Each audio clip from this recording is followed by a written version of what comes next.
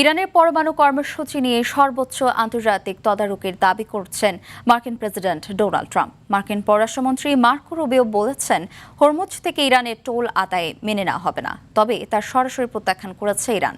এদিকে ইরানের সঙ্গে সম্ভাব্য আরেকটি সংঘাত ঠেকাতে ট্রাম্পের উপর চাপ বাড়িয়েছে মার্কিন সিনেট। আরও জানাচ্ছেন ইমতিয়াজ আহমেদ।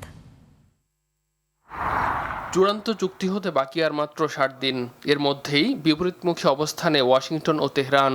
পরমাণু কার্যক্রমের সর্বোচ্চ তদারকিতে ইরান রাজি আছে এমন দাবি করেছেন মার্কিন প্রেসিডেন্ট ডোনাল্ড ট্রাম্প।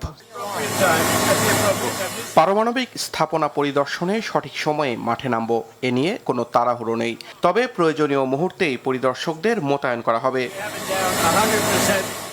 তবে তা সরাসরি নাকচ করেছে তেহরান। ইরান বলছে, মার্কিন দাবি অনুযায়ী কোনো পরমাণু পরিদর্শককে ইরানে আসতে দেওয়া হবে না। শুধু তাই নয়, ইরানের প্রেসিডেন্ট মাসুদ পেজেশকিয়ান সাফ জানিয়েছেন, দেশটির ব্যালিস্টিক ক্ষেপণাস্ত্র কর্মসূচি চলমান আলোচনার বাইরে থাকবে। আত্মরক্ষার অধিকার ও ক্ষেপণাস্ত্র কর্মসূচি নিয়ে কোনো আপোষ হবে না। পরমাণু চুক্তি নিয়ে আলোচনার অর্থ এই নয় যে আমরা আমাদের সার্বভৌমত্ব বিলিয়ে দেব।